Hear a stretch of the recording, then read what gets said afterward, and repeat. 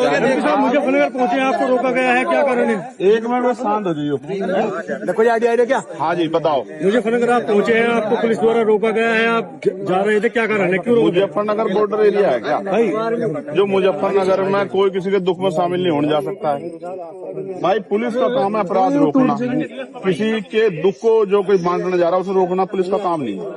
मैं सोनू कश्यप जी जो जिस भाई की हत्या हुई है, जिसको जला के मार दिया, उस माँ को मैंने तड़पते हुए देखा, उसकी बहन को मैंने बड़ी को तड़पते देखा। उन्होंने कहा कि हमारा अकेला सहारा था, वो हमसे छीन लिया। मैं भाई का फर्ज निभाने के लिए, उनके आंसू पूछने, एक बेटा बनने के लिए वहां जा रहा था। ये मेरा फर्ज भी है। चुनाव के समय तो हर कोई जाता है वोट मांगने के लिए, तमाम तरह की मीठी मीठी बातें करने के लिए। दुख में जो साथ खड़ा वही अपना होता।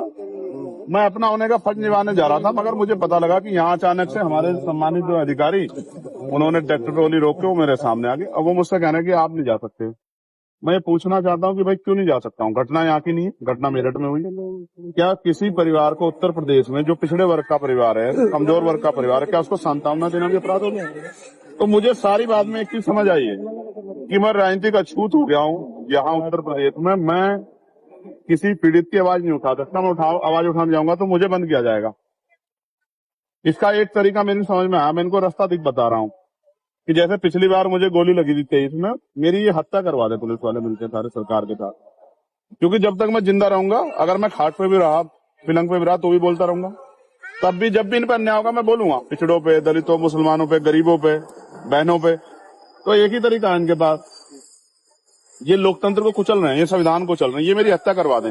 इसके बाद तो उनको शांति मिल सकती है, वरना जब तक मैं हूँ क्या तो ये जुल्म रोके, वरना अगर ये जुल्म करेंगे मेरे लोगों पे तो मैं उनकी आवाज को उठाऊंगा, मैं लड़ाई को लड़ूंगा। मैं किसी बात से नहीं डरता। एमपी साहब कई दिन हत्या को हो चुके हैं, अब तक एक युवक जो इसको खाया, तो भाई मैं तो जब तक परिवार को नहीं सुनूंगा तब तक मैं कुछ नहीं कह सकता हूँ। मैं तो जाऊंगा, जब उनके पास जाऊंगा वो मुझे अपनी पीड़ा बताएंगे। जब मुझे अपनी पीड़ा बताएंगे तभी मैं आगे की बात तो कर पाऊंगा। मैंने तो डिमांड की थी कि इस परिवार को कम से कम 50 लाख रुपए का मुआवजा मिले। क्योंकि देखो मेरी बात सुनो, आप भी पत्रकार साथी हो, अगर आपके तो दुर्घटना हो, आपके बच्चों को क्या होगा? भाई कमाने वाला था वो चला गया, उसकी बुजुर्ग माँ, उसका क्या होगा? 10 दिन तो सब आएंगे।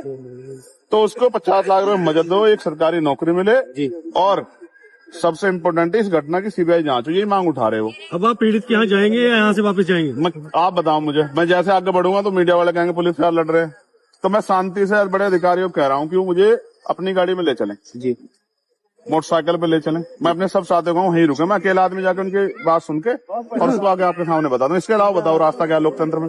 अगर लोकतंत्र में चुनाव प्रतिनिधि जनता के बीच नहीं जाएगा, औरों की दिक्कत है कि नेता जाते नहीं है, मैं जा रहा हूं तो मुझसे दिक्कत ये है कि वो क्यों जा रहा है। तो भाई और लोगों की मदद नहीं करना चाहता, मैं तो करना चाहता हूं, तो मुझे फांसी चढ़ा दो, यही रखता है इनके पास। मेरा कोई अपराध हो तो आप बता दो भाई, मुजफ्फरनगर के पत्रकार साथी, मेरा कोई अपराध हो?